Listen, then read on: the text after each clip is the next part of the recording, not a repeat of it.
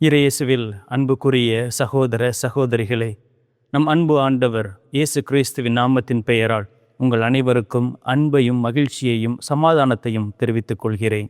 நாம் தவக்காலத்தின் 5வது ஞாயிற்றுக்கிழமையில் இருக்கின்றோம்.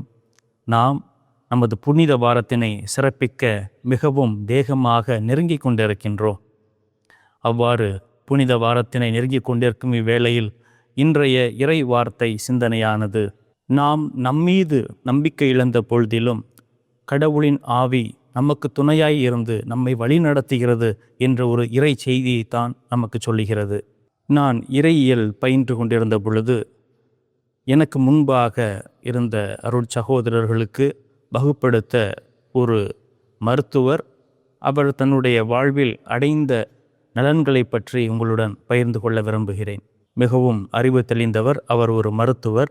அவரது துணைவியாரும் ஒரு மருத்துவர். இருவருக்கும் திருமணமாகி 5 ஆண்டுகள் குழந்தைகள் இல்லாமல் இருந்தார்கள். கடவுளின் ஆசீர்வாதத்தால் 5 வருடங்களுக்கு பிறகு அவர்களுக்கு ஒரு ஆண்மகன் பிறக்கின்றார். அவரை மிகுந்த பாசத்துடன் மிகுந்த அக்கறையுடன் அவர்களை வளர்த்தெடுக்கிறார்கள். அவர் வளரும் பொழுது ஒவ்வொரு பிறந்த நாளுக்கும் விலை உயர்ந்த ஒரு பொருளை அவருக்கு பரிசாக கொடுப்பதை வழக்கமாக வைத்திருந்தார்கள். அவருக்கு 16 வயது வந்த பொழுது அந்த பிறந்த நாளின் பொழுது மகன் கேட்கின்றான், எனக்கு ஒரு மோட்டார் சைக்கிள் வாங்கி கொடுங்கள் என்று. அவனது ஆசையை புரிந்து கொண்ட பெற்றோர்கள் அவருக்கு ஒரு மோட்டார் சைக்கிளை வாங்கி கொடுக்கலாம் என்று நினைக்கும் பொழுது அவனுக்கு வயது வரம்பு வரவில்லை. 18 வயது ஆக வேண்டும் அல்லவா லைசன்ஸ் எடுக்கிறதுக்கு. அதனால் 18 வயது நிரம்பட்டால் வாங்கி கொடுக்கலாம் அப்படின்னு நினச்சிட்டு இருந்திருக்காங்க.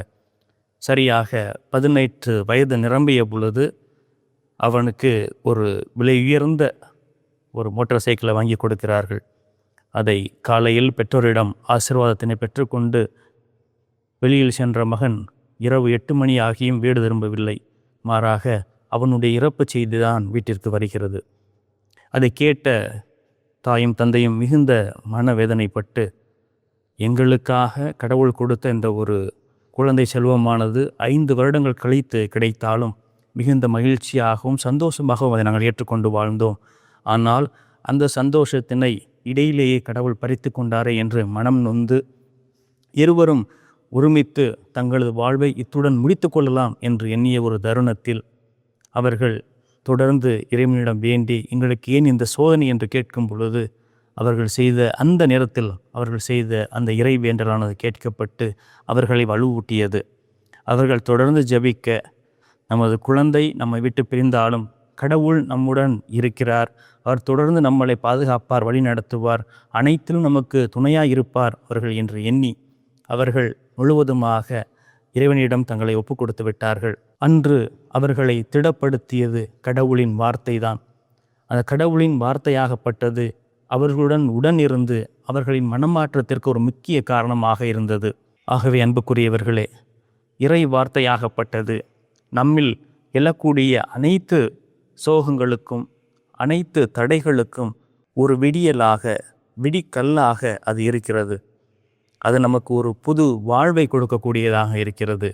எனவே அந்த இறை வார்த்தையானது நம்முள் எவ்வாறு செயலாற்றுகிறது என்பதை நாம் சிந்தித்து பார்ப்போம்.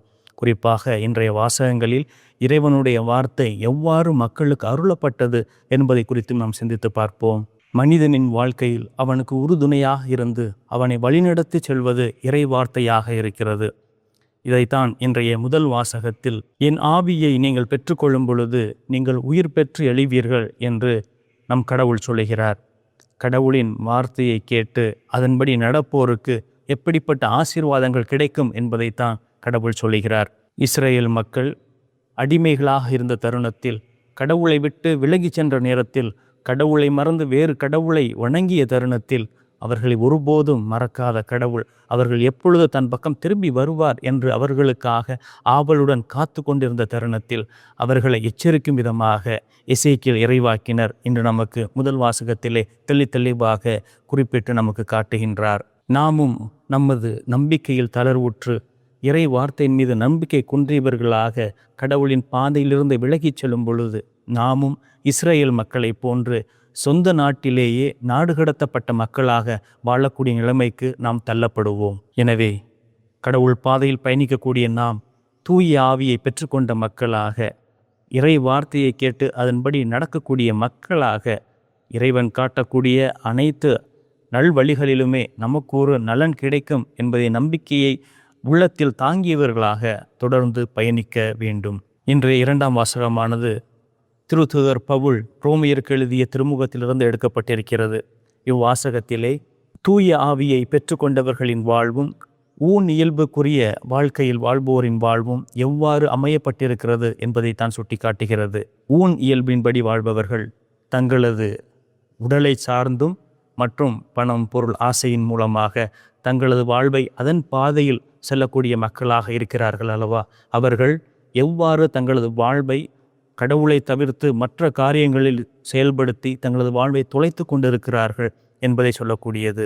அவ்வாறு நாம் செல்லும் பொழுது அது கடவுளுக்கு உகந்த வாழ்வாக அது இருக்காது.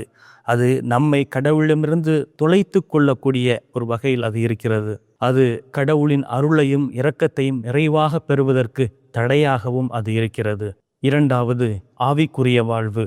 இது நமது சிந்தனை, சொல், செயல் அனைத்திலுமே கடவுளுக்கு உகந்தவர்களாக வாழ வேண்டும் என்று எண்ணி நடப்பது, வாழ்வது. அதுதான் கடவுளின் அருளை நிறைவாக பெற்றுக்கொள்ளக்கூடிய ஆவியின் வாழ்வாக அது இருக்கும். அதைத்தான் இன்றைய 2ஆம் வாசகத்தில் பவுலடியார் நமக்கு எடுத்து கூறுகின்றார். எனவே தூய ஆவிக்குரிய காரியங்களை நமது வாழ்வில் செயல்படுத்துவோம். இயல்புக்குரிய காரியங்களை நாம் செய்யும் பொருட்டு கடவுளை விட்டு நாம் விலகிச் செல்வோம் என்று நேர்ந்தால் அப்படிப்பட்ட காரியங்களை செய்யாமல் இருக்க முயற்சி எடுப்போம்.